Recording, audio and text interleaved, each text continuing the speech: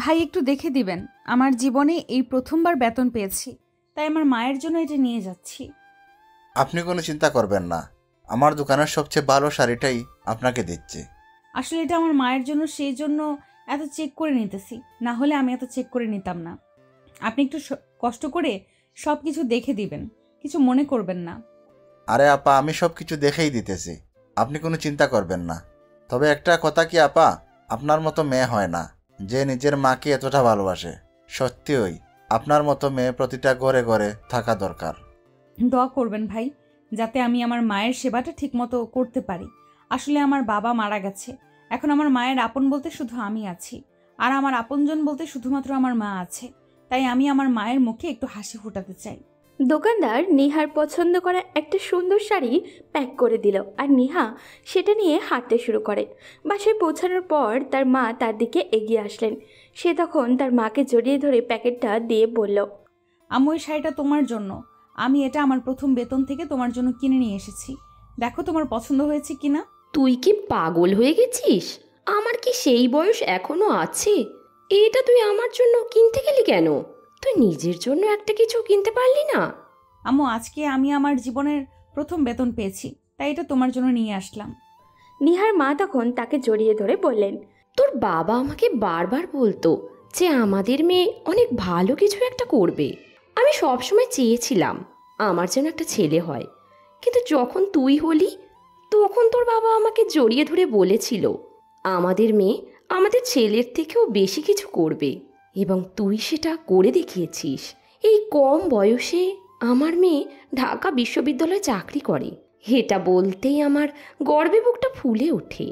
তোমার মুখে হাসি ফোটানোই আমার প্রধান ইচ্ছা। আমি সেটা পারলেই আমার জীবন সফল হবে। তুমি শুধু আমার জন্য দোয়া করবে, যাতে আমি আমার বাবার স্বপ্ন পূরণ করতে পারি। বাবা হয়তো আমার কাছে নেই, কিন্তু সে আমাকে সব সময় দেখছে, এটা আমি বিশ্বাস করি। কিন্তু মা, শুধু এসব চিন্তা করলে তো হবে না, তোকে বিয়ের বিষয়টাও ভাবতে হবে।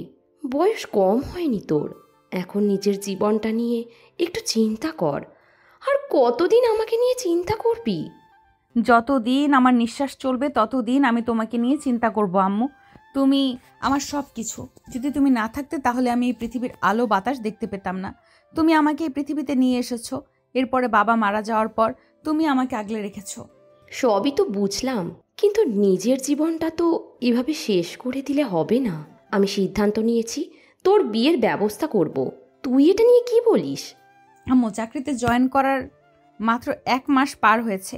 এর মধ্যে যদি বিয়ে করি তাহলে আমার জীবনের স্বপ্নগুলো কোন দিন পূরণ করব? তুমি একটু সময় দাও, এই বছরটা চলে যাক, এরপর আমি বিয়ে করব। নিহার মা তাকে জড়িয়ে ধরলেন, কারণ তিনি তার মেয়েকে খুব ভালো করেই জানেন। কোনো না কোনো একটা বাহানা দেখিয়ে এইসব আলোচনা থেকে বের হতে চাইছে, তাই তিনিও কোনো আপত্তি করলেন না। নিয়া 1 মাস হলেও ঢাকা বিশ্ববিদ্যালয়ে চাকরির জন্য সুযোগ পেয়েছে। তার জীবনে অনেক স্বপ্ন ছিল, কিন্তু সেগুলো পূরণ হওয়ার আগেই তার বাবা পৃথিবী ছেড়ে চলে যান। এরপর থেকে তার সংগ্রামের জীবন শুরু হয়। যদিও তার বাবা তার জন্য ভালোই সম্পত্তি রেখে গিয়েছিলেন, কিন্তু সেই টাকা যথেষ্ট ছিল না। গচ্ছিত বিপুল পরিমাণ সম্পদ থেকে যদি খরচ করা হয় তাও একসময় শেষ হয়ে যায়। তার বাবার মৃত্যুর পর শুধু বাবার জমানো টাকা দিয়েই এতদিন চলেছে। এখন তাদের টাকা পয়সার ঝামেলা শুরু হয়েছে। এর মাঝে আবার নিহা পড়াশোনায় প্রচণ্ড মেধাবী ছিল, সেজন্য তার বাবা সবসময় চাইতেন তাকে একজন ভালো শিক্ষকের ভূমিকায় দেখতে। সেজন্য সে এই অল্প বয়সেই নিজের সেরাটা দিয়েছে এবং নিজের পড়াশোনা কমপ্লিট হওয়ার পরপরই চাকরিতে জয়েন করেছে। যে মানুষটা তাকে এই জগতে আসতে সবচেয়ে বড় সহযোগিতা করেছে, সেই মানুষটাকে আজকে সারপ্রাইজ দেওয়ার জন্য একটা শাড়ি কিনে নিয়ে আসে এবং সেটা নিজের মায়ের হাতে তুলে দিতে পেরে সে অনেক বেশি খুশি। অন্যদিকে অবস্থা ভিন্ন ইপ্তি চৌধুরীর। 1 মাসের ট্রাভেল শেষ করে বাসায় ফিরে ডিনার করতে বসেছে তার বাবার সাথে। তখন তার বাবা বলে উঠলেন, কি ব্যাপার, তোর কি আক্কেল জ্ঞান বলতে কিছু নেই? ভার্সিটিতে প্রথম দিন গিয়েছিলি, এরপর থেকে তোর ভার্সিটির কি হয়েছে? 1 মাস হয়ে গেছে, এখনো ভার্সিটিতে যাস না, এর কারণ কি? ইফতি কিছু না বলে মাথা নিচু করে বসে আছে, কারণ সে তার বাবাকে অনেক বেশি ভয় পায়। সাধারণত এটাই ছেলেদের স্বভাব। ইফতি কিছু বলতে যাবে তার আগেই তার বোন রিয়া বলে ওঠে, আবু, তুমি কেন এসব বলছো যে ও ঘুরতে গিয়েছে? ছেলেটা বড় হয়েছে, এটা কিন্তু তুমি ভুলে গিয়েছো। আর সে তো পড়াশোনা ভালো, কোনদিন কি তোমার নাম নষ্ট করেছে? সে যদি বিনোদন করতে চায় তাহলে সেটাতে আপত্তি কেন করছো? আর ভাই, কালকে থেকে তুই ভার্সিটিতে যাবি, এখানে আর কোনো কথা হবে না। ইফতি মনে মনে কিছুটা শান্ত পেল, কারণ তার বোন তাকে বাঁচিয়ে ফেলেছে। এটাই হচ্ছে তার একমাত্র বিশ্বাসের জায়গা। সে জানে তার বোন তাকে বাঁচাবে। ইফতির বাবা আর কিছু বললেন না, কারণ তিনি জানেন রিয়া যখন বলে দিয়েছে তখন ইফতি কালকে থেকে ভার্সিটি ঠিকই যাবে। রিয়া পরিবারের মধ্যে সবার অনেক আদরের, কিন্তু রিয়া সবার উপরে নিজের অধিকার খাটানোর চেষ্টা করে। কিন্তু তার সবচেয়ে ভালোবাসার জায়গা হচ্ছে ইফতি। ইফতি পরদিন ভার্সিটিতে যায়। ভার্সিটিতে যাওয়ার পর কোনো কথা নেই, সোজা তার বাহিনীর সাথে দেখা করলো। বাহিনী বলতে বোঝেন নাই, তার বন্ধু বান্ধব। মোটামুটি অনেকের সাথেই পরিচিত হয়ে গিয়েছে তার মধ্যে। কয়েকজন তার সাথে অনেক দিন থেকে পড়ছে, আর কিছু সিনিয়র ভাই আপুরা যারা তার এলাকার, তাদের সাথেও ফ্রেন্ডশিপ আছে। কিন্তু ইফতির চলাচল রাজার মতো। সে সব জায়গায় গিয়ে সিনিয়র জুনিয়র মানে না। কিছু জায়গায় বন্ধুত্বের কারণেও একটু ছাড় দিতে হয়, যার কারণে সে অনেক সময় তো তার জুনিয়র ছেলেদের সাথেও বসে আড্ডা দেয়। বন্ধুদের মধ্যে এসব সিনিয়র জুনিয়র চলে না। ইফতি ক্লাসে চলে গেল, তবে তার সিট ভালো ছেলেদের মতো প্রথম সিটে নয়। যদিও সে পড়াশোনায় সবসময় ফার্স্ট বয়, কিন্তু তার সিট লাস্টের দিকে, এটা সবাই জানে। একদিন মাত্র ক্লাস করেছে এই নতুন ক্লাসে। সেই একদিনের ভিতরেই অনেক কিছু চিনিয়ে চলে গেছে সবাইকে। ক্লাসের লাস্ট বেঞ্চে বসে আড্ডা দিচ্ছিল ইফতি আর তার বন্ধুরা, তাও আবার বেশ আওয়াজ দিয়ে। ওদিকে নেহা তখন ক্লাস করাতে আসলো। ক্লাস করাতে গিয়ে নজর পড়লো লাস্ট বেঞ্চের দিকে। এরপর কিছুক্ষণ লক্ষ্য করলো, কিন্তু তারা মুখ বন্ধ করছে না। তারা তাদের মতোই গল্প করে যাচ্ছে। এখন দেখা যাক কি হয় সামনে। এখান থেকেই গল্পের নতুন দিক শুরু হবে। গল্পটা বাস্তবতার সাথে মিলিয়ে লেখা হলেও কিছু জায়গায় কাল্পনিক অনেক কিছু তুলে ধরা হয়েছে, তাই দয়া করে কেউ বাস্তবতার সাথে পুরোপুরি মেলাতে যাবেন না। নিহা ম্যাডাম বিরক্ত হয়ে লাস্ট বেঞ্চের দিকে তাকালেন। লাস্ট বেঞ্চে বেয়াদব ছাত্রদের আড্ডাখানা। তিনি রাগে অগ্নিশর্মা হয়ে লাস্ট বেঞ্চের সামনে এসে দাঁড়ালেন। দুইটা ছেলে দুইটা মেয়ে পাশাপাশি বসে হাসাহাসি করছে। ম্যাডামকে দেখে তাদের হাসি বন্ধ হয়ে গেল। ম্যাডাম অসহ্য রূপবতী, বয়স 25-এর কাছাকাছি, অবিবাহিত। ম্যাডাম রাগে কাঁপতে কাঁপতে বললেন, এই তোমরা দাঁড়াও। বসে থাকার চারজন দাঁড়ালো। ম্যাডাম চারজনের দিকে কিছুক্ষণ তাকিয়ে থেকে বিরক্তিকর গলায় বললেন, কথা বলছিলে কেন? ভার্সিটি কি কথা বলার জায়গা? ছেলে দুইটার মধ্যে ইফতি বলল, ম্যাডাম, আমি জাহাঙ্গীরনগর ইউনিভার্সিটিতে পরীক্ষা দিয়েছিলাম। সেখানে একটা না 4টা দেয়ালে বড় করে লেখা ছিল, চুপ থাকলে ভালো লাগে। কিন্তু ঢাকা ভার্সিটি আমরা পুরোটা ঘুরে কোথাও এই লেখাটা দেখলাম না। তাই মনে হচ্ছে ঢাকা বিশ্ববিদ্যালয়ে কথা বলারই জায়গা। ম্যাডামের চোখ মুখ শক্ত হয়ে গেল। কি বেয়াদবের মতো কথাবার্তা! ভার্সিটির ছাত্রদের গায়ে হাত তুলতে নেই, কিন্তু তার মনে হচ্ছে ছেলেটাকে ধরে আচ্ছা মতো একটা ছ্যাঁচা দিতে পারলে মনটা ঠান্ডা হতো। ম্যাডাম রেগে বললেন, আমার সামনে ওভার স্মার্টনেস দেখাবে না, এটা আমার খুব অপছন্দ, বুঝলে? ইফতি আবারও হাসাহাসি গলায় বলল, ওভার স্মার্টনেস কোথায় দেখালাম ঠিক বুঝলাম না। যেটা সত্য সেটাই বললাম। ইফতির পাশে বসে থাকা তার বন্ধু রিয়াদ দাঁড়িয়ে গেল। ম্যাডাম তার দিকে তাকিয়ে বললেন, তোমার নাম? রিয়াদ দ্রুত উত্তর দিল, গাজা বাবা। রিয়াদ উত্তর দিয়েই চুপ হয়ে গেল। মুখ থেকে ফস করে শব্দটা বের হয়ে গেছে তার। ম্যাডাম হতবম্বের মতো তার দিকে তাকিয়ে আছেন। কি অদ্ভুত নাম হয় আজকালকার ছেলে মেয়েদের। ম্যাডাম অবাক গলায় বললেন, তোমার নাম গাজা বাবা কেন? গাজা বেশি খাও এজন্য? রিয়াদ থতমত খেয়ে বলল, ম্যাডাম, আমার নাম রাশেদ হাসান রিয়াদ। বন্ধুরা আমাকে ডাকে গাজা বাবা। কতদিন নিজের নামটি শুনি নাই। সবার মুখ থেকেই এই নামটা শুনতে শুনতে এখন প্রায় নিজের নামটা ভুলেই গেছি। ম্যাডাম অস্বস্তি নিয়ে তাদের দেখছেন। ইফতির ভীষণ ভালো লাগছে। ভার্সিটির সুন্দর ম্যাডাম না পেলে দম বন্ধের মতো অবস্থা হতো তার। ম্যাডাম তার দিকে তাকিয়ে শান্ত গলায় বললেন, খুব কষ্ট লাগে কখন জানো? যখন অনেক কষ্ট করে তোমাদের পড়াই, অথচ তোমরা তা বুঝতে চেষ্টা না করে নিজেদের মতো গল্প করো। তোমরা তো আমার কষ্ট বুঝবা না, কারণ তোমাদের কোনো কষ্ট নেই। ইফতি কিছুটা অপমান বোধ করে বলল, ম্যাডাম, আমারও কষ্ট হয় যখন দেখি আপনার মতো এত সুন্দরী মেয়ে সংসার করা বাদ দিয়ে পড়াতে আসে। এবার ম্যাডাম চোখ মুখ লাল করে বললেন, তুমি খুব অতিমাত্রায় বেয়াদব একটা ছেলে। কোন কলেজে ছিলে? সরকারি বিজ্ঞান কলেজ। সরকারি বিজ্ঞান কলেজে কি সবগুলো স্টুডেন্টই তোমার মতো এমন পেইন? না ম্যাডাম, কিছু পেইন কিলারও আছে। ম্যাডাম অবাক হয়ে বললেন, ওরা কেমন? খুব ভালো ছেলে ম্যাডাম, নিয়মিত ক্লাস করে, পড়া নোট করে, কলেজে উঠেও ক্লাস মিস দিলে প্রাইমারি বাচ্চার মতো দরখাস্ত লিখে। ভূমিকম্প না হলে রাতে বাসা থেকে বের হয় না। কলেজে উঠলেও মা এখনও তাদেরকে বলেন, বাবা আজ ক্লাসে মিস কি পড়িয়েছেন? মেয়ে দেখলে সিটি দেয়া তো আকাশের চাঁদ, উল্টো দাঁড়িয়ে সম্মান জানায়। ম্যাডাম, এরাই হচ্ছে পেইন কিলার। ও আচ্ছা, এই ধরনের ভালো ছেলেদের তোমাদের মতো ব্যাক বেঞ্চারদের কেন পছন্দ হবে? ওরা তো ভালো ছেলে, তোমাদের মতো বেয়াদব না। আমার খুব লজ্জা হচ্ছে, তোমাদের মতো ছেলে আমি ঢাকা বিশ্ববিদ্যালয়ে পেয়েছি। ইফতির অপমান বোধ করে বলল। আমারও খুব লজ্জা হচ্ছে ম্যাডাম। নিহা ম্যাডাম ভ্রু কুচকে বললেন, কেন? আমি 2 নম্বরের জন্য বুয়েটে চান্স পাইনি, নইলে কি আর ঢাকা বিশ্ববিদ্যালয়ে পড়ে থাকতাম? তো বের হয়ে যাও না, বসে আছো কেন? তখন তার সবাই নিশ্চুপ। নিহা ম্যাডাম একটু সময় নিয়ে বললেন, জীবনে কি হতে চাও? ইফতি বেশ ভাব নিয়ে বলল, আমার বউয়ের ভালো স্বামী হতে চাই, আমার বাবুর ভালো আব্বু হতে চাই। তুমি আস্তে একটা পেইন, এমন ইডিয়েট ছেলে আমি কখনো দেখিনি। ইফতি বিড়বিড় করে বলল, আপনার বয়সই বা কত? কি বললা তুমি? না কিছু না। ইফতির পাশে লিজা আর আদিবা দাঁড়িয়ে আছে।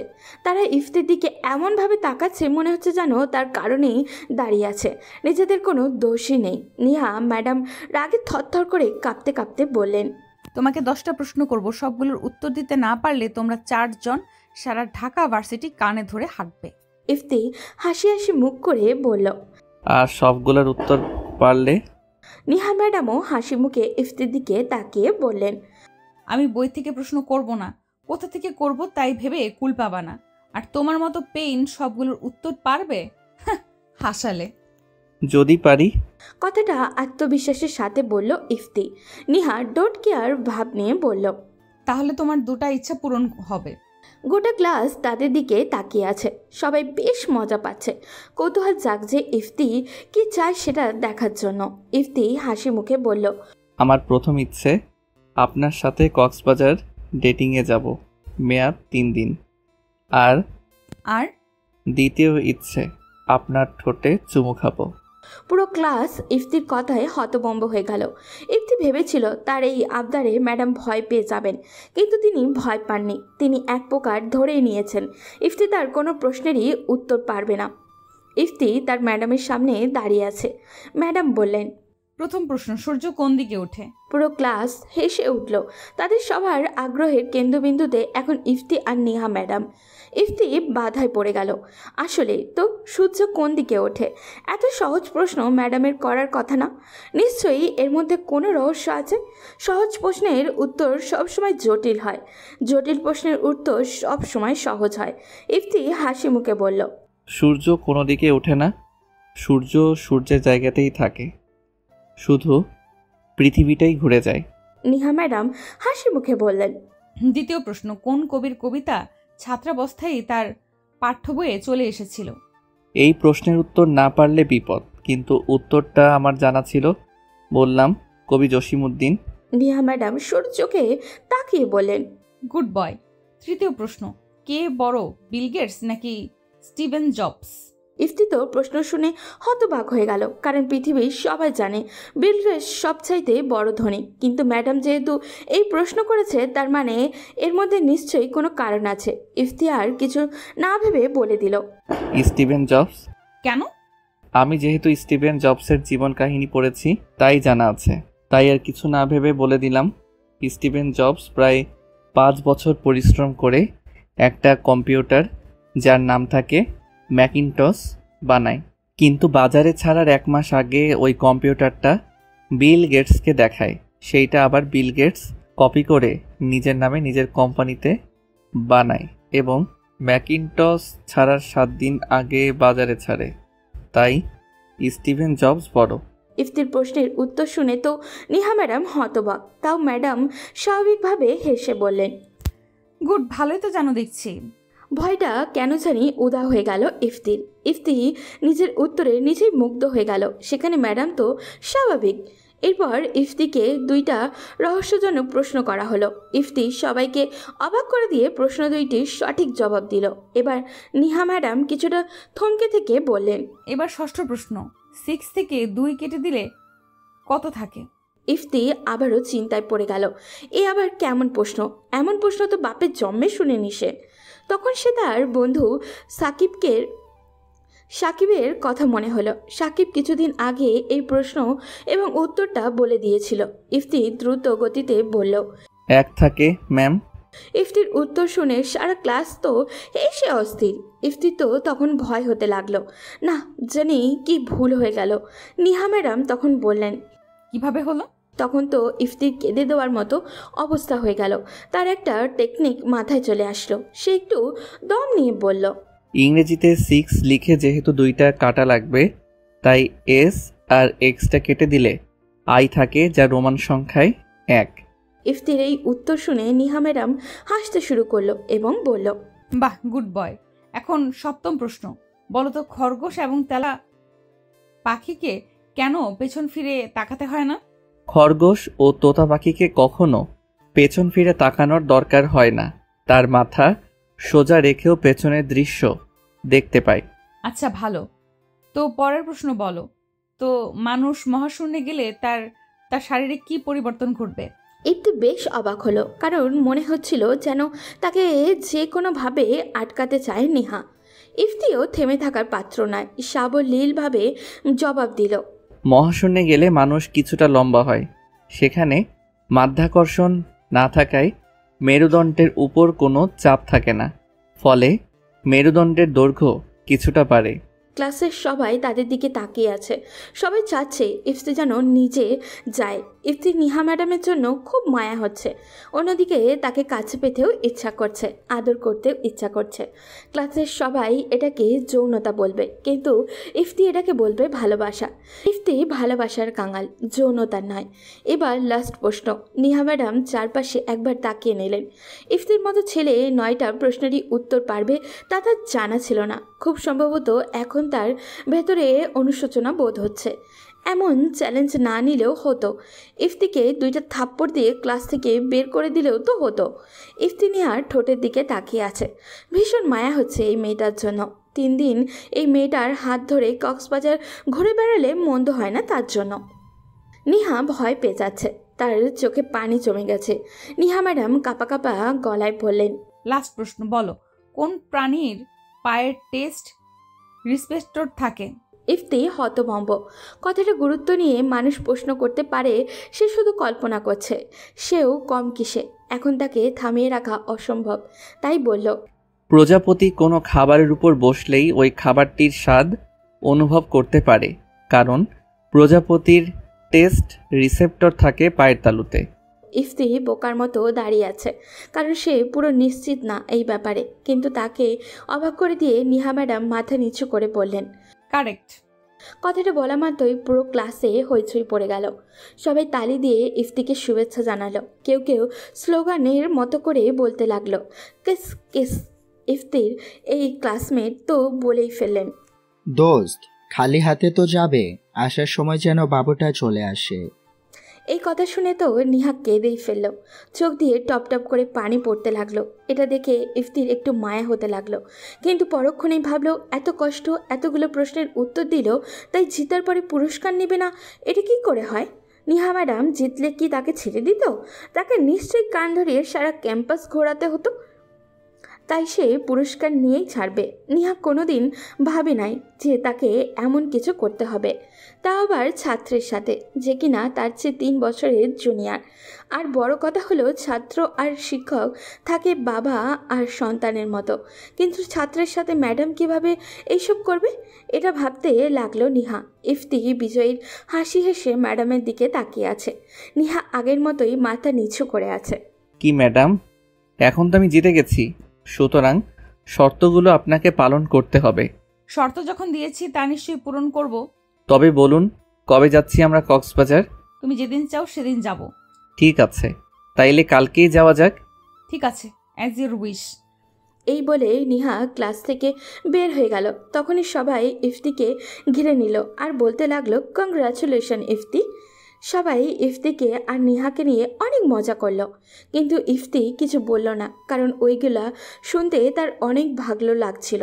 আর যাই হোক, এবার পরিচয়টা শেষ করি। ইফতি বাবা মার সবচেয়ে ছোট সন্তান। তার বয়স এখন মাত্র 21 বছর। সে পদার্থবিজ্ঞান নিয়ে ঢাকা বিশ্ববিদ্যালয়ে পড়ছে।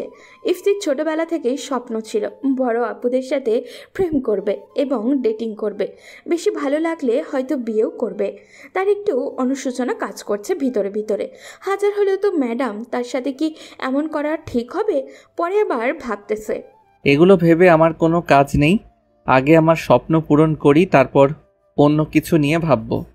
জীবনে তো একটাও মেয়েও পাও নাই, আর ডেট তো দূরের কথা, এখন পেয়েও ছেড়ে দিব? হতেই পারে না। ইফতি কোন দিন ভাবে নাই যে ম্যাডামের সাথে ডেটিং করতে, তাও আবার কক্সবাজারে। সেই দৃশ্য মনে করতেই মনে যেন কেমন করছে তার। তাই ভাবলো যা হবার হবে, তারপরে ভেবে দেখবে। এখন যে যাবে এইসব ভাবতে ভাবতে ক্লাস থেকে বের হয়ে বাড়ির দিকে রওনা দিল।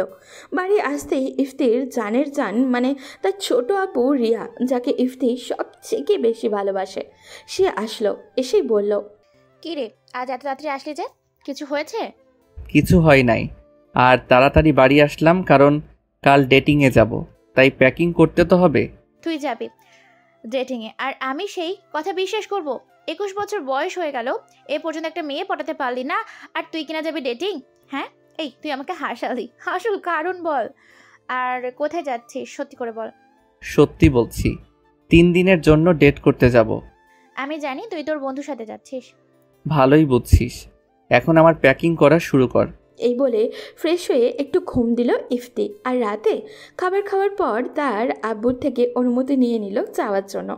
তারপর একটা ঘুম দিল আর রিয়াকে বলল তাড়াতাড়ি যেন তাকে ডেকে দেয়। ওদিকে নিহা তার মায়ের সাথে খাবার খেতে বসলো। তার মা তার দিকে তাকিয়ে আছে, সে কিছু একটা নিয়ে চিন্তা করতেছে। এটা তিনি ভালো করেই বুঝতে পারছেন, কিন্তু তিনি কোনো কথা বলছেন না। তখন নিহা নিজে থেকেই বলল, আম্মু, কয়েকদিন থেকে মনটা এমনিতেই ভালো না, তাই ভাবছিলাম কোথাও থেকে ঘুরে আসি। আমি সিদ্ধান্ত নিয়েছি কালকে একবার কক্সবাজার যাব ঘোরার জন্য। তুমি কি আমাকে পারমিশন দিবে? নিহার মা তো এই কথা শোনার পর অনেক বেশি খুশি হলেন, কারণ তিনি অনেক দিন থেকেই বলছিলেন নিহাকে কোথাও ঘুরতে যাওয়ার কথা বলছিলেন, কিন্তু নিহা বারবার না করছে। কিন্তু আজ নিজে থেকেই যখন বলছে, তাই তিনি কোনো আপত্তি করবেন না। তখন তিনি নিহার দিকে এগিয়ে এসে তাকে জড়িয়ে ধরে বললেন, আমি আপত্তি করব কেন রে মা? তুই নিজের জীবনের জন্য যে কোনো কিছু করতে পারিস, তুই আমার জন্য কোথাও যেতে পারিস না, এটা আমি খুব ভালো করে বুঝতে পারি। আজ যখন যেতে চেয়েছিস, তখন আমি আপত্তি করব কেন? না মা, আমি তোমাকে ছেড়ে কোথাও যেতে চাই না, কিন্তু আমি মাত্র 3 দিনের জন্য যাচ্ছি, আবার ফিরে আসব। একটু কাজও আছে সেখানে, তাই সেগুলো করে একদম চলে আসব।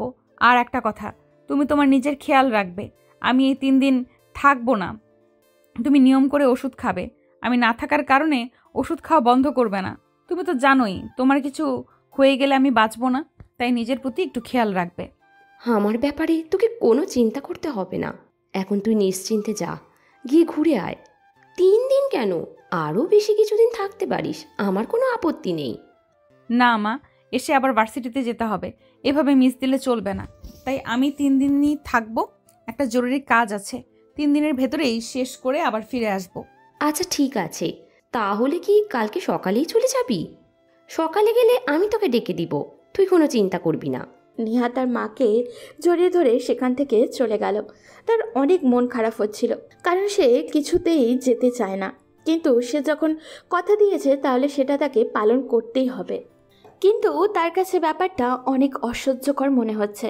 সে রুমের মধ্যে গিয়ে কিছুতেই ঘুমাতে পারছিল না। তার ঘুম আসছিল না, কারণ তার মায়ের সাথে এসে এমন একটা কথা বলবে সে কোনোদিনও ভাবতে পারেনি। তার মাকে সে কোনোদিন মিথ্যে কথা বলেনি, কিন্তু আজকে বলতে হলো, তাও এত খারাপ একটা কাজের জন্য। সে নিজেকে বারবার বকাবকি করছে, কারণ সে এমন একটা কাজ কিভাবে করতে পারলো। তখন সে মনে মনে বলে উঠল, আম্মু তুমি আমাকে ক্ষমা করে দিও, আজকে আমি তোমার সাথে একটা মিথ্যা কথা বলেছি। আমি কোনোদিন তোমার সাথে মিথ্যা কথা বলতে চাইনি, কিন্তু বাধ্য হয়ে বলেছি। যদি মিথ্যে কথাটা না বলতাম তাহলে তুমি হয়তো আমাকে কোনোদিন ক্ষমা করতে না। তুমি হয়তো জানো না আমি কোন দিকে চলে যাচ্ছি। আমার জীবন কোথায় চলে যাবে সেটা আমি নিজেও জানি না। সকাল 7টায় সময় ইফতিকে ঘুম থেকে ডেকে দিয়ে রিয়া উঠালো। তারপর 8টার সময় বাড়ি থেকে বের হলো ইফতি, কারণ বাস স্ট্যান্ডে তাদের বাড়ি থেকে অনেক দূরে, তাই আগেই বেরিয়ে গেল। সকাল 10টার সময় আবার তাদের বাস, এখন 9টা 15 বাজে, কিন্তু তার ম্যাডামের অর্থাৎ নিহার কোনো খবর নেই। তখন ইফতির মনের মাঝে বলতে লাগলো যে ম্যাডাম মনে হয় আসবে না। তারপর রিয়াদকে ফোন করে ম্যাডামের নাম্বারটা নিয়ে নিল। নাম্বার পেয়ে নিহাকে কল করলো। ফোন ধরতেই ইফতি দুষ্টু একটা হাসি দিয়ে বলল, হ্যালো জান, তুমি কই? কি বললে তুমি? আমি তোমার কি? নিহা ইফতির কণ্ঠ শুনেই চিনে ফেলেছে, তাই ইফতি মুচকি হেসে বলল, কই আমি কি বললাম? আমি বললাম ম্যাম আপনি কত দূর? আমি কাছেই আছি, আসতে 20 মিনিট লাগবে। এরপর আরও 35 মিনিট কেটে গেল, নিহার কোনো খোঁজ নেই। ইফতি চিন্তায় পড়ে গেল, নিহা কি আসবে? বাস একটু পরেই ছেড়ে দিবে, কিন্তু এখনও নিহার আসার নাম নাই। আদৌ কি সে আসবে? নিহা পালায়নি তো? তবে সে আসলো ঠিক 9টা 55 গাড়ি ছাড়ার ঠিক 5 মিনিট আগে। ইফতি দেখলেও নিহা খুব সেজেগুজেই সেখানে এসেছে। তারপর ইফতি আর নিহা তাদের সিটে গিয়ে বসলো।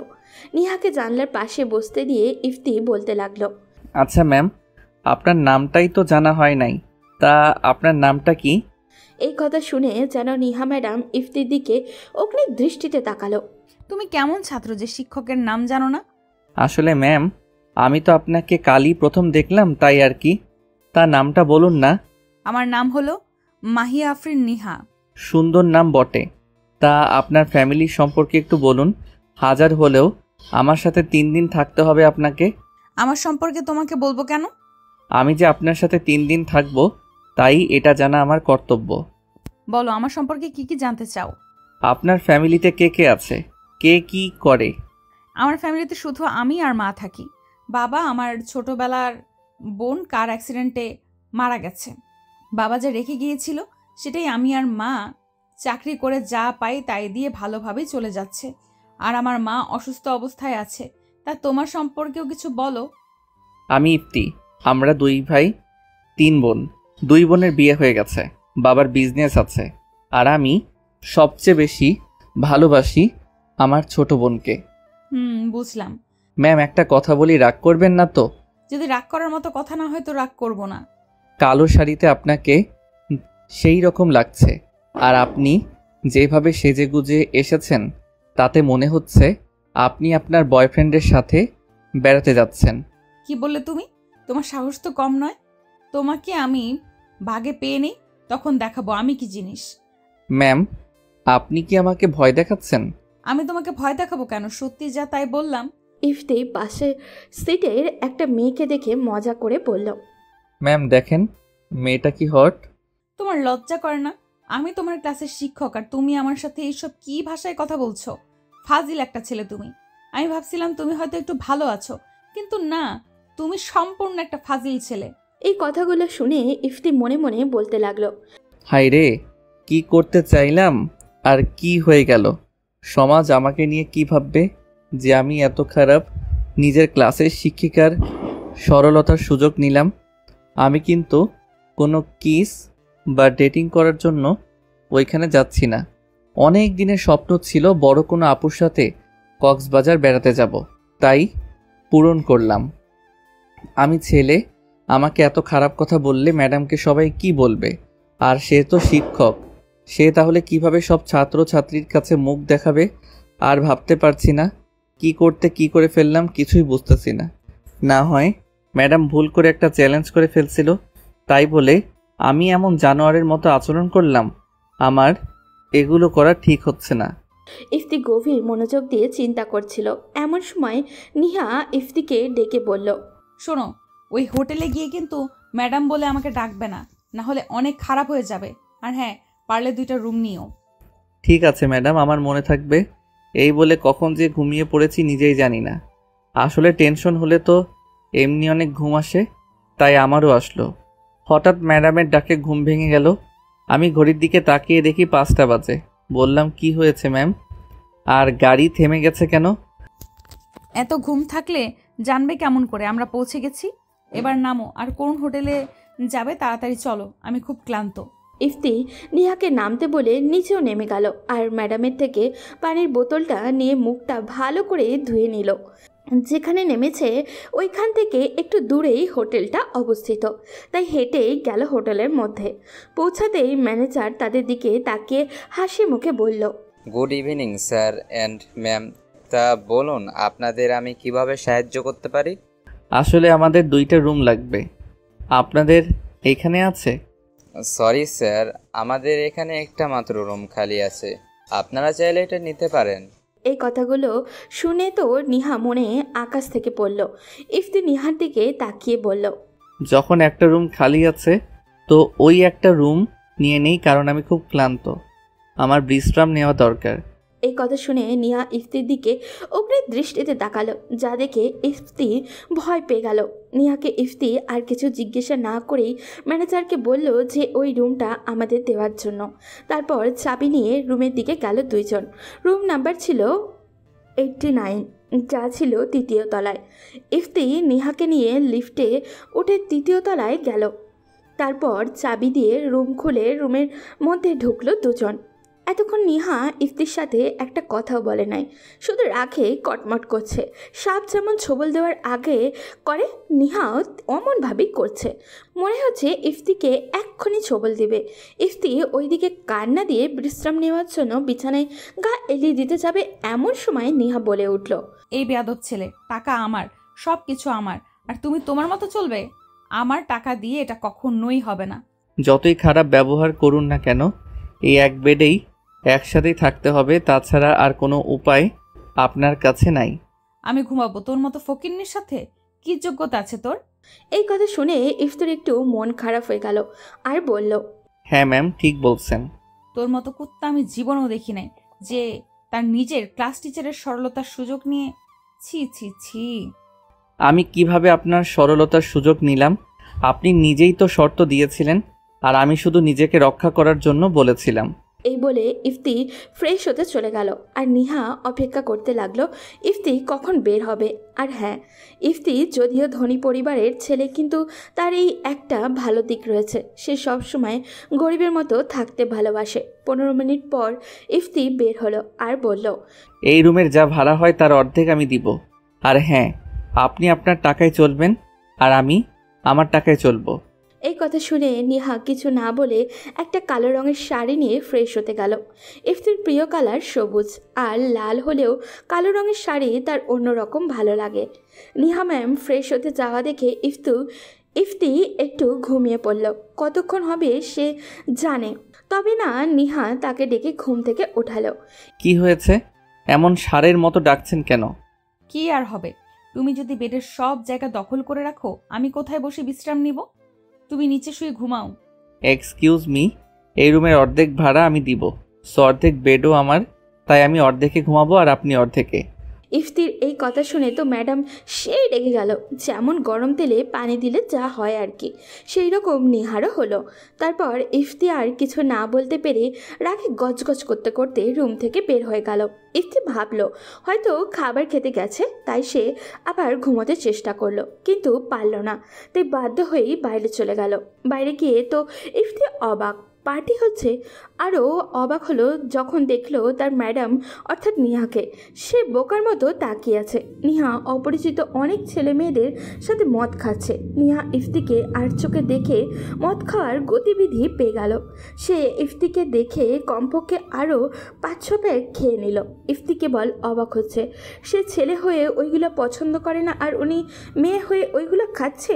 তারপর উনি একজন শিক্ষিকা, উনি কিভাবে ড্রিঙ্কস করছে, ওনার লজ্জা করছে না? তখন ইফতি নিজেকেই বলতে লাগলো, ওনার যা মনে চাই তাই করুক, আমার কি, আমি আমার মতো চলাফেরা করি। এই ভেবে আমি রেস্টুরেন্টে গেলাম, গিয়ে হালকা কিছু খেয়ে আবার রুমে ফিরে গেলাম ঘুমাতে। এইদিকে ম্যাম আরও ড্রিঙ্কস করছে। রাত 11টা বেজে গেছে আর বাইরের আওয়াজও কমে গেছে, তাই ঘুমাতে চেষ্টা করছিল ইফতি। এমন সময় রুমের ল্যান্ডফোন বেজে উঠল। ইফতি ফোন ধরল। ওপাশ থেকে ম্যানেজার বলে উঠল, স্যার, আপনার ওয়াইফ তো মদ খেয়ে টেবিলে পড়ে আছে, তাড়াতাড়ি এসে নিয়ে যান, পার্টি শেষ হয়ে গেছে। ইফতি কি আর করবে, বাধ্য হয়েই গেল। গিয়ে দেখে নিহা আবোল তাবোল কথা বলছে। স্যার, নতুন বিয়ে করেছেন? বিয়ে করলেই এমনই হয়। ইফতি লজ্জা পেয়ে বলল, বুঝলাম না।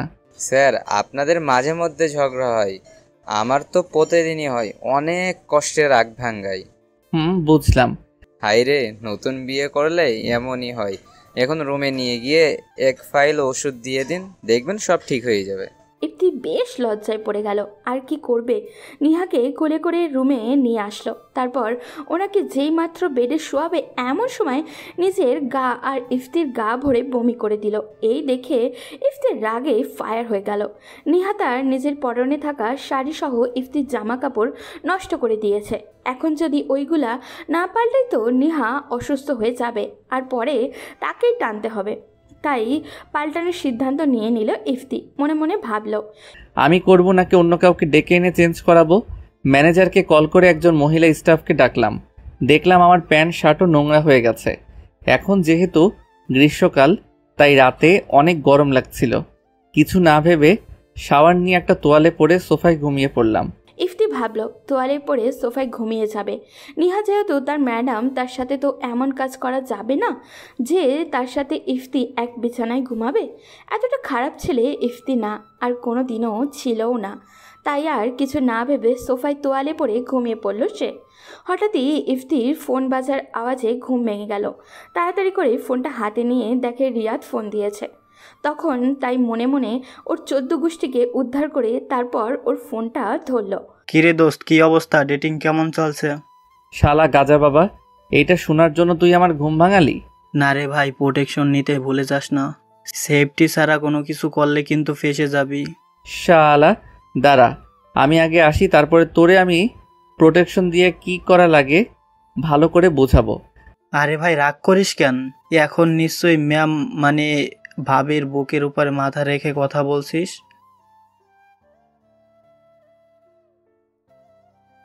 আমাকে কি তোর সেই রকম ছেলে মনে হয়? শালা, আমি আসি, তোদেরকে সব খুলে বলবো। এখন ফোন রাখ, কাল সকালে কথা বলবো। আচ্ছা, ভাবি কি প্রেগনেন্ট হয়ে গেছে? শালা ফোন রাখ। শালা সব আজাইরা পেঁচাল পাড়ার জন্য আমার ঘুমটা ভেঙে দিল।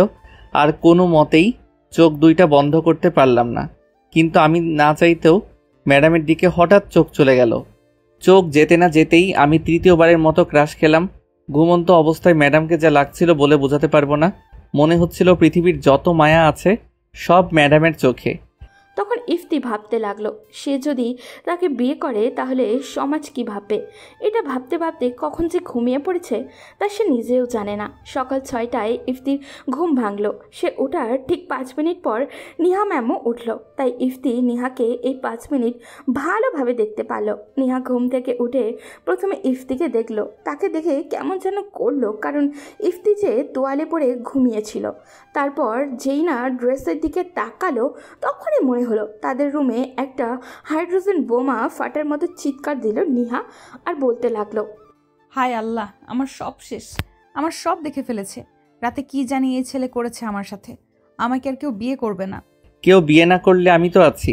আর আপনার কে কি দেখেছে? তুমি আমার সাথে রাতে কি করেছো বলো। তুমি আমার সাথে এমন করতে পারলে? আমি ভাবতাম তুমি একটা নম্র ভদ্র ছেলে, কিন্তু তুমি রাতে যা করেছো তাতে মনে হচ্ছে তুমি একটা লুচ্চা ছেলে। এই মুহূর্তে ইফতি তার মুখ থেকে কথা কেড়ে নিয়ে বলতে লাগলো, এনাফ ইজ এনাফ, অনেক হয়েছে। আর না, রাতে আমি কি করেছি বলেন আমাকে। তুমি রাতে নিশ্চয়ই আমার সাথে ওইটা করেছো। ওইটা কোনটা ম্যাম? সব তোমাকে মুখে বলতে হবে? তুমি আমার সাথে রাতে কি করেছো তাই বলো। এই বলে নেহা আরবারও কান্না করতে লাগলো। ইফতি অসহায়ের মতো বলল, ম্যাম, আপনি যা ভাবছেন তা না, আমি রাতে কিছুই করিনি। এতটা খারাপ ছেলে আমি না। তাইলে আমার জামা কাপড় তুমি কিভাবে চেঞ্জ করলে কিছু না দেখে? আর তুমি তোয়ালে পরে আছো কেন? ও এই ব্যাপার। রাতে আপনি মদ খেতে বেহুশ হয়ে গিয়েছিলেন, তারপর ম্যানেজার আমাকে কল করে আপনাকে আনতে যেতে বলে। আমিও গেলাম, গিয়ে দেখি আপনি বেহুশ হয়ে পড়ে আছেন। তারপর আপনাকে আমি কোলে করে রুমে আনলাম। রুমে আসা মাত্রই আপনি বমি করে দিলেন। তাই তোমাকে আমার জামা কাপড় পাল্টাতে হবে? আর আমার সব কিছু দেখতে হবে? তুমি আমার সরলতার সুযোগ নিয়ে আমার সাথে এমন করতে পারলে? এই বলে নেহা কান্না করতে লাগলো। হায় রে ম্যাম, আগে পুরোটা শুনে নেন, তারপর না হয় মন্তব্য করেন। তুমি কি বলবা? হ্যাঁ, তুমি আমার সাথে যা করেছো, ছিছি, এমন নোংরা কাজ করতে তোমার বিবেকে বাঁধলো না? তুমি আসলে একটা লম্পট বদমাইশ। আমি তোমার নামে নারী নির্যাতনের কেস করব। এসব কি বলছেন ম্যাম? আমি আপনার সাথে কিছুই করি নাই, আমাকে বিশ্বাস করেন। আমি কোনো লম্পটের কথা বিশ্বাস করি না, এমন কি পৃথিবীর কেউ বিশ্বাস করবে না। আপনি আর একটা কথা বললে আপনার খবর আছে। আমি যা বলবো আগে তা ভালোভাবে শুনে নেন। যদি আপনি একটা কথা বলেন তো আপনার গলা আমি কেটে ফেলবো।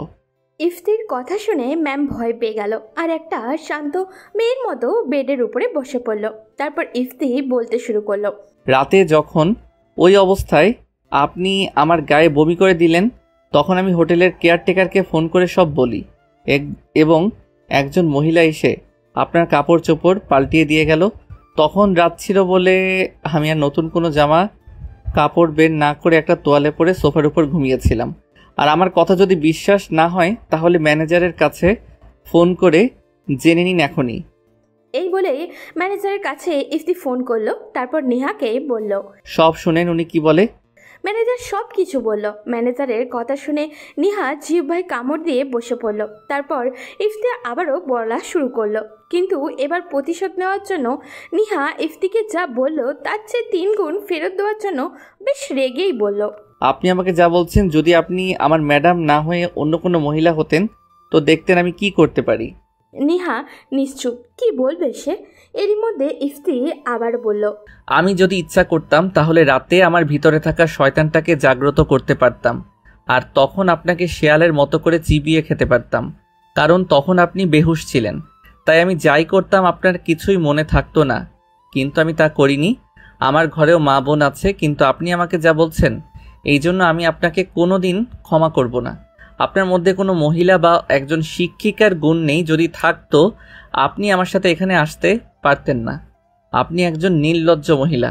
আর হ্যাঁ, আপনি শুধু নেগেটিভভাবে ভাববেন না, একটু পজিটিভভাবে শিখুন, তাইলে আপনাকে আর পস্তাতে হবে না। ইফতি এই কথাগুলো যে কিভাবে বলল তা সে নিজেও জানে না। তারপর নিজেই ভাবতে লাগলো, আমি কি থেকে কি বলেছি, হয়তো ম্যাম এখন আরও বেশি কষ্ট পাবে। ইফতির এতগুলো কথা শুনে নিহা কান্না করতে লাগলো। এত পরিমাণ যে ইফতি বিরক্ত হয়ে গেছিল সে নিজেই জানে না। নিহা এবার কান্না করে বলতে লাগলো, আমি না হয় একটু ভুল বলে ফেলেছি, তাই বলে তুমি আমাকে এমনভাবে বলতে পারলে? তুমি ঠিকই বলছো যে আমি নির্লজ্জ। হ্যাঁ, আমি নির্লজ্জ। তাও আমি নিজে রোজগার করে আমার মাকে ঠিকমতো খাবার খাওয়াই আর প্রতিদিন তাকে ওষুধ দেই। আর জানো আমাকে কেমনভাবে চলতে হয়? আমাকে দেখে সবাই ভাবে আমি বিবাহিত। আমি এমনভাবেই চলাচল করি শুধুমাত্র তোমাদের মতো পুরুষদের জন্য। আমি একজন শিক্ষক। আমাকে সম্মান করা বাদ দিয়ে কামনার চোখে দেখে। যখন একজন মেয়ের উপর হামলা করে, তার জীবনের শ্রেষ্ঠ সম্পদটুকু কেড়ে নেয়, তখন কোথায় থাকে তোমার মতো ভালো পুরুষ জাতি? যখন আমি লেখাপড়া করতাম, টাকার জন্য ভালোভাবে পড়তে পারি নাই, আমার মা টাকার অভাবে না খেয়ে থেকেছে, তখন কোথায় ছিল তোমাদের পুরুষ সমাজ? ইফতির কথাগুলো শুনে খুব খারাপ লাগলো। সে মনে মনে বলতে লাগলো, খারাপ ব্যবহার করলো আমার সাথে, আবার আমাকে এমনভাবে বলছে। কি মেয়ে রে বাবা, এমন মেয়ে আমি বাপের জন্মে দেখি নাই। না, আমি মনে হয় একটু বেশি বলে ফেলেছি, তাই ক্ষমা চাওয়ার সিদ্ধান্ত নিলাম। নিহা কিছুক্ষণ দম নিল, এরপর আবারও বলতে লাগলো, আমার ভুল হয়ে গেছে তোমাকে এমনভাবে বলা, তাই তোমার কাছে ক্ষমা চাচ্ছি। পারলে আমাকে ক্ষমা করে দিও। ম্যাম, আসলে আমারই ক্ষমা চাওয়া উচিত। কার রাগের মাথায় কি না কি বলে ফেলেছি, আসলে আমারই এগুলো বলা ঠিক হয় নাই। না, দোষ তো আমারই। আমি যে এমন একটা মেয়ে, তাই কারো কথায় কোনোদিন কিছু মনে করি না। আসলে আমি বুঝতে পারি নাই যে একজন মহিলা অন্য একজন পুরুষকে বিশ্বাস করতে পারে না। এখন যে সময় একজন মহিলা তার প্রেমিককে বিশ্বাস করতে পারে না, আর আমি তো আপনার অচেনা মানুষ, তাই আপনার এমন বিহেভ করাই স্বাভাবিক। তাই ম্যাম, আমার ভুল হয়ে গেছে, আমাকে ক্ষমা করে দিবেন। ও কিছু না, আমি কিছু মনে করিনি। এই বলে নিহা ফ্রেশ হওয়ার জন্য ওয়াশরুমে চলে গেল। আর ইফতির তার দিকে তাকিয়ে থাকলো আর ভাবতে লাগলো, এত কথার মধ্যে একটা কথা আমি রাখবো, তা হলো এখন আর আমি ম্যাডামকে শিক্ষকের মতো দেখব না, তাকে আজ থেকে দেখব নিজের গার্লফ্রেন্ডের মতো। আমি যদি প্রেম করি তো ম্যামকেই করব, আর বিয়ে তো আমি ম্যাডামকেই করব, যে কোনো মূল্যে। 15 মিনিট পর নিহা বের হলো ফ্রেশ হয়ে, কালো একটা শাড়ি পরে, যা দেখে ইফতি আবারও ক্রাশ খেল। এইবার দিয়ে পঞ্চমবার হলো তার। তারপর সেও গেল ফ্রেশ হতে। ফ্রেশ হয়ে বের হয়ে এসে ব্রেকফাস্ট করার জন্য হোটেলেরই বাইরে গেল তারা দুইজন। তারপরে বাইরে গিয়ে ব্রেকফাস্ট করে ইফতি নিহাকে বলল, ম্যাম আর তো এই জায়গায় আছি মাত্র 2 দিন, কিছুই তো ঘুরে দেখা হলো না, চলেন আজকে একটু ঘুরতে বের হই। ঠিক আছে, দুপুরের দিকে বের হব না। এই বলে নিহা হোটেলে চলে গেল। এমন সময় রিয়ার ফোন ইফতি রিসিভ করতেই ওপাশ থেকে রিয়া বলল, কিরে শয়তান, কক্সবাজার গিয়ে কি তোর এই কিউট বোনটাকে ভুলে গেছিস? কি বললি তুই কিউট? তুই একটা পেত নিয়ে আর তোকে ভুলার কথা বলছিস? এই জীবনে আর পারবো না। কি? আমি পেতনি? ভালো, তা বল কি করতেছিস এখন? তোর ভাবির সাথে রোম্যান্স করতেছি। সত্যি? আমার ভাই কি সত্যি প্রেম করছে নাকি আমার কাছে চাপা মারছে? আমি কি আমার জানের কাছে মিথ্যা বলতে পারি? তোর জান কে রে? কেন? তুই তুই আমাকে এত ভালোবাসিস? খালি ভালোবাসি না, তুই বললে আমি আমার জীবন দিতে 2 বার ভাববো না। এই কথা শুনে ইফতির আপু কেঁদেই ফেলেছে আর বলতেছে, ভাই তুই কেন আমাকে এত ভালোবাসিস? তা আমি জানি না, তুই আমার সব, তোকে ছাড়া আমি বাঁচবো না। আমার ভাই মনে হচ্ছে বড় হয়ে গিয়েছে। তা বলো, আমার জন্য কি আনবি কক্সবাজার থেকে? তুই যা চাস তাই আনবো। তুই জানবি তাই আমার পছন্দ। তা বল, ভাবি দেখতে কেমন আর কি করে? তোর ভাবিকে দেখে এই পর্যন্ত আমি 5 বার ক্রাশ খাইছি, তাহলে ভাব কেমন হবে। তাহলে তো খারাপ হওয়ার কথা না, কিন্তু কি করে আমার হবু ভাবি? সে শিক্ষকতার কাজ করে, কিন্তু কি রে গাধা? কিন্তু সে আমার 3 বছরের সিনিয়র। সে আর কেউ না, আমার ক্লাস টিচার, তার নাম হলো নিহা। কি তুই এসব কি বলছিস ভাই? বাবা মা কোনোদিন মেনে নিবে না। তাহলে তুই আছিস কি জন্য বল? আর শোন, মহানবী হযরত মুহাম্মদ সাল্লাল্লাহু আলাইহি ওয়াসাল্লাম 25 বছর বয়সে বিবাহ করেছিলেন 40 বছর বয়সী খাদিজা রাদিয়াল্লাহু তাআলা আনহুকে। বয়স কোনো ম্যাটার না, বিবাহ যারা করবে তাদেরই সম্মতি আসল। সেটা আমি দেখবো। তুই কি প্রেম করছিস নাকি বলার সাহস এখন হয়নি? ওই আপু ম্যাডামকে কি কোনোদিন ভালোবাসি বলা যায়? লজ্জা লাগে না? তা না হয় বুঝলাম, তাহলে ওখানে গেলি কেন? সে এক করুণ কাহিনী, এসে তোকে সব বলবো। আম্মু ডাকছে, বাই। আর আসবি কবে?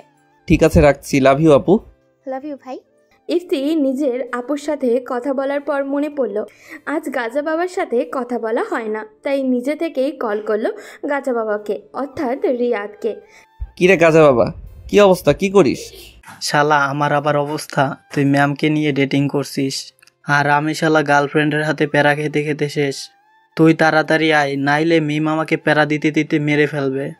তুই থাকলে তাও একটু কম দিত। দোস্ত, আমার না প্রোটেকশন ফুরিয়ে গেছে, আর এখানে এর দামও বেশি। তুই যদি একটু হেল্প করতি, ঢাকা থেকে কিনে কুরিয়ার করে পাঠিয়ে দিতি, তাহলে আমার খুব উপকার হতো। শালা আমাকে নিয়ে মজা করিস? আমি কি ওইসব বিক্রি করি যে তোকে পাঠিয়ে দেব? শালা তুই আয়, আমি তোকে মজা দেখাবো। ও ভুলেই গিয়েছিলাম। মেয়েদের মতো হাসিস না, মুখের মধ্যে পোকা চলে যাবে।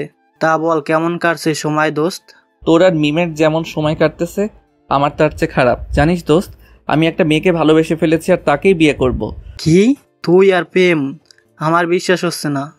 সত্যি বলছি, মেয়ের নাম এসে বলবো আর সবার সাথে পার্টি করবো। এখন রাখছি, বাহিরে যাব। ঠিক আছে, ভালো থাকিস। ইফতি কথা শেষ করে পিছনে তাকায়, দেখে নিহা তার দিকে তাকিয়ে আছে। তার মনে হচ্ছে নিহা তার সব কথা শুনে ফেলেছে, কিন্তু সে কথা ঘুরিয়ে দেওয়ার জন্য বলল, আরে ম্যাম, এখানে কখন আসলেন? অনেকক্ষণ আগেই। আর শোনো, আজ একটু বের হব বিকেলের পরে। অন্ধকারে হাঁটতে আমার খুব মজা লাগে। ঠিক আছে। তারপর ইফতিকে সোফার উপরে শুয়ে পড়ল আর ঘুমিয়েও পড়ল।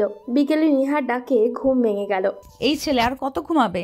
এখন ওঠো আর ফ্রেশ হয়ে আসো, বের হব। ইফতি গিয়ে ফ্রেশ হতে চলে গেল আর ভাবতে লাগলো, আজ ম্যামের হাত ধরে ঘুরবো যে করেই হোক। ইফতি 15 মিনিট পর বের হলো। বের হয়ে তার সবচেয়ে প্রিয় শার্টটা পরল, যেটা রিয়া ইফতিকে কিনে দিয়েছিল আর বলেছিল এটা পরলে তোকে খুব সুন্দর লাগবে, তাই ওইটা পরল যাতে তাকে একটু সুন্দর লাগে। যখন ইফতি এই শার্টটা পরে বাইরে আসলো, তখন নিহা তার দিকে তাকিয়েছিল। ইফতির মনে হচ্ছিল তাকে সুন্দর লাগছিল। এমনিতেই তার চেহারার মধ্যে বিদেশিদের ছাপ, ফর্সা চেহারার সাথে শার্টটা বেশ ভালোই মানিয়েছে। তারপর পরে বের হলো দুজনে। তখন সময় 5:30 বাজে। তখন ছিল গরমকাল, তাই ওই সময়ের মিষ্টি বাতাস দুজনের কাছেই অন্যরকম একটা লাগছিল। ইফতি আর নিহা ব্রিজের উপরে হাঁটছিল আর ইফতি মনে মনে ভাবছিল, যদি ম্যামের হাতটা ধরে ঘুরতে পারতাম তাহলে কতই না ভালো হতো। দুইজনই নীরব ছিল। নীরবতা ভেঙে নিহা বলল, আচ্ছা ইপ্তি, ফোনে ওইসব বলে তোমার বন্ধুকে কি বুঝিয়েছিলে? ওইসব মানে কি? এটা আপনাকে বলা যাবে না, একটু গোপনীয়, সবার কাছে বলা যায় না, শুধু বন্ধুদের কাছে বলা যায়। এই কথা শুনে নিহা আবারও নীরব হয়ে গেল। হঠাৎ আবার নিহা বলল, ইফতি চলো ফুচকা খাই। ঠিক আছে চলেন। তারপর নিহা গিয়ে 3 প্লেটের মতো ফুচকা খেলো। আর ইফতি বিস্ময় চোখে তাকিয়ে দেখলো তাকে। তার মাথা ঘুরছে। হঠাৎই অন্ধকার নেমে আসলো। তখন ইফতি পিছনে আর নিহা সামনে ছিল। দুইজন দ্রুতই হাঁটছিল আর মাঝে মাঝে দুই একটা কথা বলছিল। কিন্তু ইফতির পিছনে একটা ছেলে ছিল যে নিহাকে বারবার খারাপ নজরে দেখছিল। কিন্তু ইফতি দেখছিল না যে তার পিছনে কেউ আছে। সেই ছেলেটি ইফতির পাশ দিয়ে হেঁটে গিয়ে নিহার কোমরের উপরে চিমটি দিল। আর তখন নিহা অন্যদিকে তাকে সমুদ্র দেখছিল। হঠাৎ 3-4 বার ঠাস ঠাস শব্দ হলো। আর ইফতির মনে হলো তার মুখের উপরে 5 কেজি ওজনের হাত দিয়ে কেউ চড় মারল। হ্যাঁ, নিহা ইফতিকে 4-5 বার চড় দিল। ইফতি কিছুই বুঝে উঠতে পারছিল না কেন তাকে মারছিল। তারপর বলতে লাগলো, এই ছেলে, তোমার ঘরে মা বোন নাই? তুমি আমার কোমরে হাত দাও, তোমার লজ্জা করে না? এই কথা শুনে ইফতি কথা বলার ভাষা হারিয়ে ফেলেছে। আর এই কথা শুনে তার মুখ কালো হয়ে গেল। তখন ইফতি বলতে চাইল, আমি আপনার কোমরে কখনো হাত দিলাম? এই কথা বলার আগেই নিহার কোমরে যে ছেলে হাত দিয়েছিল সে বলে আশেপাশে থাকা লোকদের বলে উঠল, আপনারা তাকিয়ে কি দেখছেন? মারতেছেন না কেন? ওকে উচিত শিক্ষা দেন। এই কথা শুনে আশেপাশে সবাই ইফতির উপরে ঝাঁপিয়ে পড়ল। আর ইফতি নিহার দিকে তাকিয়েছিল শুধু। সবাই মিলে ইফতিকে মেরে আহত করতে ফেললো। আর ইফতির মুখ কেটে গিয়েছিল, হাত পা তো ভাঙার মতো হয়ে গিয়েছিল। হঠাৎই কিন্তু ওইখানে আবারও ইফতির বান্ধবী তমা আর তার স্বামী হানিমুন করতে এসেছিল। সেটা ইফতি জানতো না। তমা এবং তার স্বামী পারভেজ ওইখানে দুইজন ছবি তুলছিল। হঠাৎই তাদের ছবির মধ্যে ওরা দুইজন ইফতিকে খেয়াল করে এবং তাড়াতাড়ি এগিয়ে আসে। আর এসে ইফতির অবস্থা দেখে অবাক হয়ে যায়। পারভেজ বুদ্ধিমান লোক ছিল, সেই জন্য সে বলল, তমা, আমরা যখন ছবিতে ওকে দেখে এসেছি তাহলে নিশ্চয়ই আসল অপরাধী আমরা খুঁজে বের করতে পারবো। পারভেজ নিজের ফোনে তোলা ছবিগুলো চেক করতে আরম্ভ করে এবং এমন কিছু দেখতে পায় যা ইফতিকে বাঁচানোর জন্য যথেষ্ট ছিল। কিন্তু ইফতি তাদের চিনতে পারেনি। সে দেখেছিল কোথা থেকে যেন এক মহিলা আর তার স্বামী এসে সবাইকে থামিয়ে একটা ছবি দেখালো। যেটা ঘটেছিল তারা ছবিতে তুলতে সক্ষম হয়েছিল। কিন্তু ইফতি যেহেতু জানতো না যে ওটা তমা আর ওর স্বামী, তাই চুপচাপ শুয়েছিল। সবাই ছবি দেখে চিনতে পারলো যে ছেলেটা ইফতিকে প্রথম মারার জন্য বলেছিল সে এই কুকর্ম করেছে। আর সেই কিনা যে অপরাধ করে নাই তাকে আগে আঘাত করলো। তারপরও ওইখানে যারা ছিল আর ইফতিকে যারা মেরেছিল তারা ইফতির জন্য আফসোস করতেছিল। আর সবাই বলতেছিল আমরা সবাই কত বড় ভুলটাই না করে বসেছিলাম, আর একটু হলেই তো এই নির্দোষ ছেলেটাকে মেরেই ফেলতাম।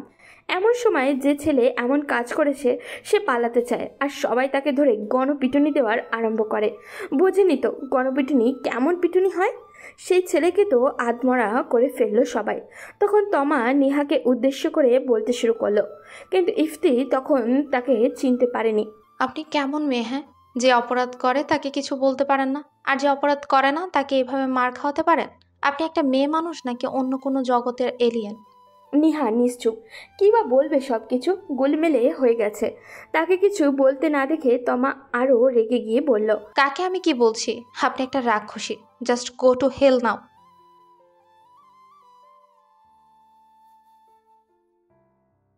তোমার চিৎকার শুনে নিহা কান্না করতে লাগলো আর চলে গেল হয়তো হোটেলের দিকে। তারপর তমা পারভেজকে ডাক দিয়ে বলল ইফতিকে যেন এখন হসপিটালে নেওয়া হয়। ইফতি বোকার মতো তাকিয়ে আছে, এখনও তমাকে চিনতে পারছে না, কারণ সে ভালোভাবে দেখতে পারছিল না।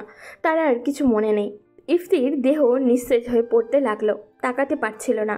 ওদিকে নিহা তখন কান্না করতে করতে চলে গেল। সে এত বড় একটা ভুল কাজ করবে কোনোদিনও কল্পনাও করতে পারেনি। ওইদিকে তমা এবং পারভেজ মিলে ইফতিকে নিয়ে গেল হসপিটালে। এখন যে করেই হোক তাকে সুস্থ করতে তুলতেই হবে। তাকে এই অবস্থায় ছেড়ে চলে যাওয়া কোনো ভদ্রলোকের কাছে ঠিক নয়। আর যদি সেটা বেস্ট ফ্রেন্ড হয় তাহলে তো কোনো কথাই নেই, যে করেই হোক তাকে সুস্থ করতেই হবে। সেজন্য তারা তাড়াতাড়ি করে হসপিটালে নিয়ে গেল। ইফতির হুঁশ নেই, সে বেহুশ হয়ে পড়ে আছে। হসপিটালে নিয়ে যাবার পর তাড়াতাড়ি তার মাথায় ব্যান্ডেজ করা হলো এবং ব্লাড ব্যাংক থেকে রক্তের ব্যবস্থা করে তার শরীরে পুশ করা হলো, কারণ অনেক রক্ত চলে গিয়েছিল। নিহা তখন হোটেল রুমের মধ্যে বসে আছে। সে কল্পনাও করতে পারছিল না এত বড় ভুল সে কিভাবে করতে পারল। তখন সে মনে মনে বলল, আমি এত বড় ভুল কিভাবে করতে পারলাম? না, ছেলেটা আমার সাথে এরকম কাজ কোনোদিন করতো না। এরপরও আমি কেন তাকে অবিশ্বাস করলাম? কেন তার সাথে এরকম ব্যবহার করলাম? আমার কারণে এত কিছু হয়েছে। আমি কি করব এখন? আমার মাথা কাজ করতেছে না। পুরো রাত আর সে ঘুমাতে পারল না। এরকম চিন্তা করতে লাগলে ইফতির সামনে যাওয়ার সাহস তার নেই। কি করে হবে? এত বড় অন্যায় সে কিভাবে করতে পারলো? এইভাবেই রাত কাটলো। অন্যদিকে হসপিটালে তমা এবং পারভেজ অপেক্ষা করছে। তার অপেক্ষায় আছে দুইজন, কখন ইফতির জ্ঞান ফিরবে।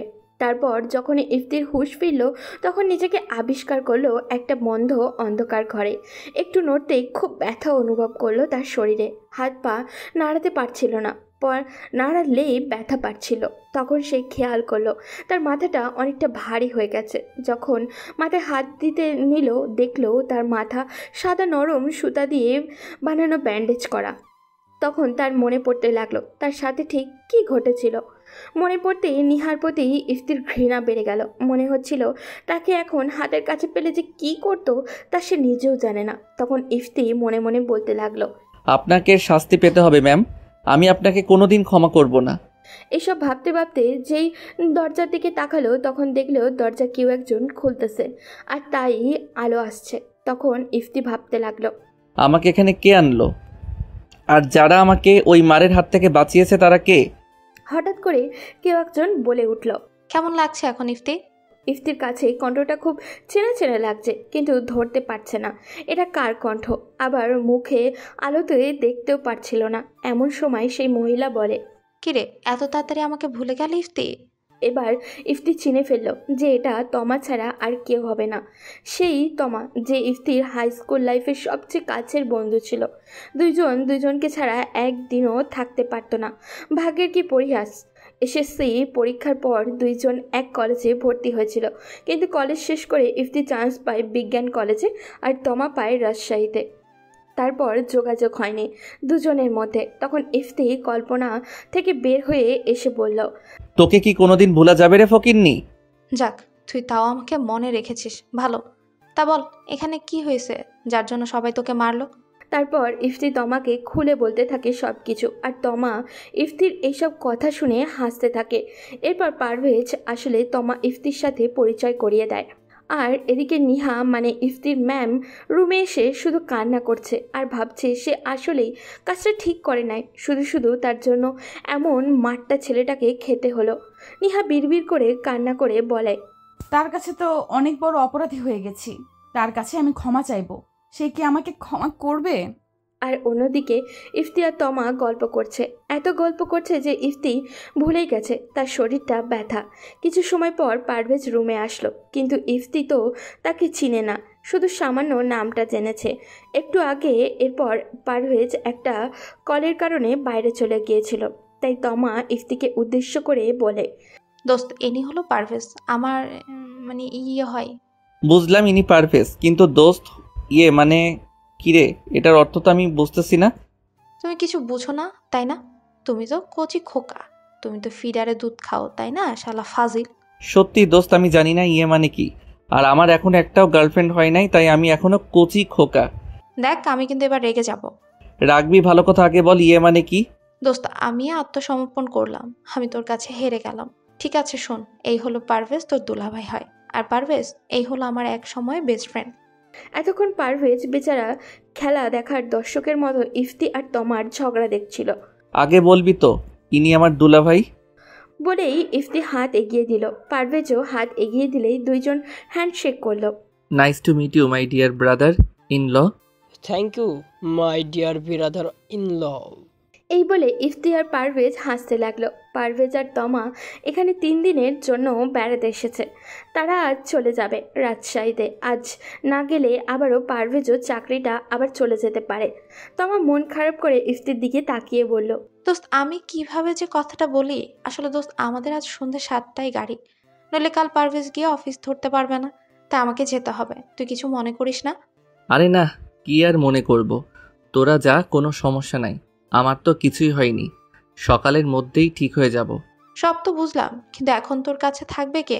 কারো থাকা লাগবে না, তুই একটা নার্সকে বলে যা, তাইলেই হয়ে যাবে। ঠিক আছে, তা বলে যাচ্ছি। দোস্ত প্লিজ কিছু মনে করিস না, সবই তো বুঝিস। আরে না, কিছু মনে করব না। আচ্ছা বাদ দে, গিয়ে তো আবার ভুলে যাবি না আমাকে। তোকে কোনোদিন ভোলা যায়? আচ্ছা ফোন নাম্বারটা দে দেখি। এই নে 01987, একটা কল দে, তোর নাম্বারও আমার কাছে থেকে যাবে। তো ভালো থাকিস, আমি ফোন দিয়ে খবর নিব। আর রাজশাহীতে গেলে আমাদের ওখানে যাস। বাই, ভালো থাকিস। Same to you. এই বলে তমা চলে গেল। আর ইফতি ভাবতে লাগলো, এখন তার এই অবস্থাতে কে তার পাশে থাকবে। শালার, আমার কি কেউ নাই? এমন সময় নার্স আসলো, এসে আমাকে একটা ইঞ্জেকশন পুশ করলো। কিছু সময়ের মধ্যে আমার দুনিয়া আদার হয়ে গেল, আর কিছু মনে নাই। ওদিকে ইফতির চিন্তায় নিহা কিচ্ছুতেই ঘুমাতে পারছিল না, তার দিনও কাটছিল না। তখন সে চিন্তা করলো যে করেই হোক ইফতির কাছে ক্ষমা চাইতে হবে, এভাবে বসে থাকলে তো আর চলবে না। সেজন্য সে সিদ্ধান্ত নিল ইফতির সাথে দেখা করবে। ইফতিকে হসপিটালে নিয়ে যাওয়া হয়েছে, সেই খবর সে পেয়েছে। তখন সে কিছু খাবার নিয়ে হসপিটালে চলে গেল। হসপিটালে যাওয়ার পর একজন নার্সকে জিজ্ঞাসা করলো, তাকে ইফতির রুম দেখিয়ে দিল। কেবিনে প্রবেশ করার পর দেখতে পেল ইফতির মাথায় ব্যান্ডেজ করা, ঘুমের রাজ্যে অথবা বেহুশ হয়ে পড়ে আছে ইফতি। এটা দেখার পর তার চোখ দিয়ে জল গড়িয়ে পড়তে শুরু করলো। তার কারণে ছেলেটার এই রকম অবস্থা হয়েছে, এটা ভাবতেই তার কান্না আসছিল। সে কি করে এমন কাজটা করতে পারলো? সে কল্পনাও করতে পারছিল না যে ইফতির কাছে গিয়ে তার মাথায় হাত বুলিয়ে দিতে শুরু করলো।